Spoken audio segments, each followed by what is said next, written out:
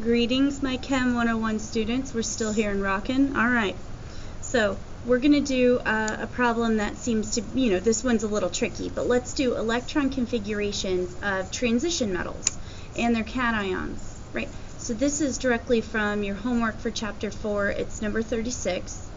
And I'm actually going to do Part B first. We're going to just go down here and do Part B because I think that would make a lot more sense.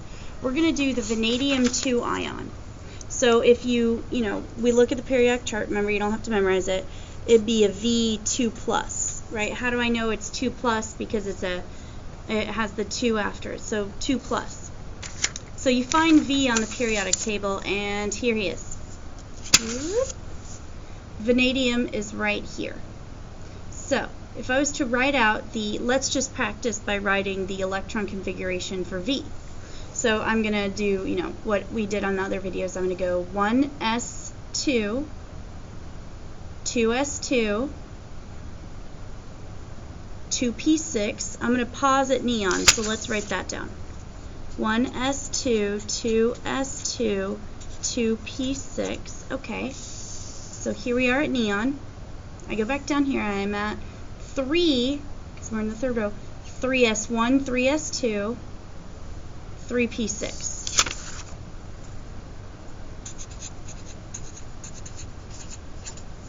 Okay, so now I'm here at argon, and then I'm going to go 4s1, 4s2, 3, d1, d2, d3. So 4s2, 3d3. And this is for vanadium, right before we take away that electron. So this is the regular vanadium. So if you remember, we have to, when you take away electrons, remember you have the atom kind of looks like this. Can you just when you take away electrons, you take away the outermost electrons. You can't reach past these and take from in here. So you take from the valence electrons first. So you remove valence electrons first. You can't just reach in and steal from the second. Okay, so we identified that 4s. We go all the way to the 4th energy level, correct? So these are the electrons I'm going to remove if I remove any electrons. These are also the electrons that will be involved in bonding, right? So these are the electrons that would be involved in bonding with compounds, like making a vanadium oxide, for example. So you remove the valence electrons first. You can't remove from the core electrons, the ones that are inside. So if it's V2+, so since it's 2+, that means I lose 2 electrons, right? You become more positive when you lose the negatives. So I'm going to lose this one and this one. So my new for V2+, the electron configuration is going to be 1s2, 2s2, 2p6, 3s2, 3p6, 3d3. For visual, if we're sitting here and we're vanadium right here, and I tell vanadium, look, you've got to lose 2 electrons. Vanadium's like, well, I have some electrons in the 3rd energy level. I have some more electrons in the 3rd energy level, right? I have 2 that are in the 4th energy level. These are the most accessible. These are the most outside, so these would be the easiest to lose.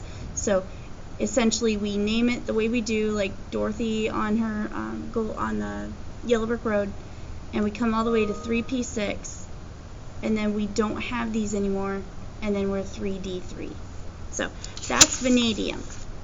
So that is tricky, isn't it? That's tricky. So let's apply our knowledge of this to chromium, the chromium 1 ion. This one is going to have a curveball thrown at you. So chromium 1, what chromium 1 ion really looks like is it's going to be a Cr+, right? So let's write Cr just normally, okay? Let's do that one for practice. So chromium's right here. So it's going to be 1s2, 2s2, 2p6, 3s2, 3p6. So I'm just going to fast forward and put all that down. Oh, I zoomed in a lot for this video, didn't I? 1s2, 2s2, 2p6, 3s2, 3p6. Okay, so now I'm at 3p6, so I'm here at argon. And I need to get to chromium, so I'm at argon, so then I go, okay, 4s1, 4s2, 3d, 1, 2, 3, 4. So 4s2, 3d4. Now, this is where things get a little tricky. Let me zoom out a little bit, really close up. Okay. This is where things get a little tricky. Nature prefers to have things half filled. So this is actually not the electron configuration of chromium. It looks like it is, but it's really not. This seems like it would be correct. So really, the s orbital has the potential to have 2 in it, correct?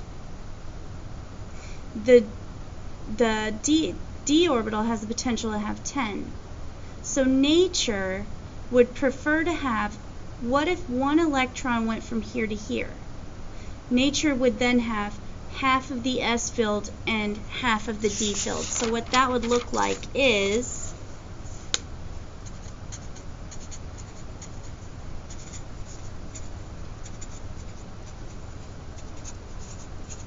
it would look like 4s1 and 3d5. Oh, Carly, you're throwing a lot of curveballs at me. This is because nature would rather have the s orbital. So now, since this is now half filled, and this is now half filled, because we could have 2 in the s, and now it's half filled, and now we have 5 in the d, and that's now half filled because it could be 10. So half filled, very stable. Now that we know that this is the correct one for chromium, if I'm chromium 1, that means I lose an electron. Which electron am I going to lose? You have to lose from the valence. So I'm going to be losing this electron. So for chromium plus,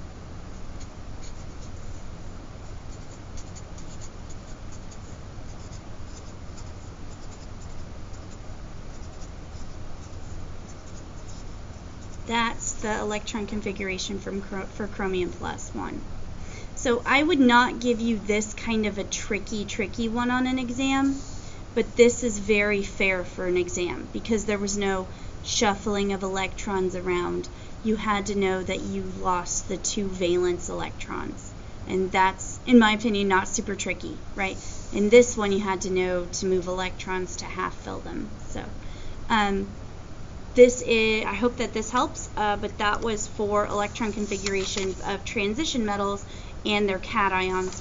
Very good practice. Good luck, everybody.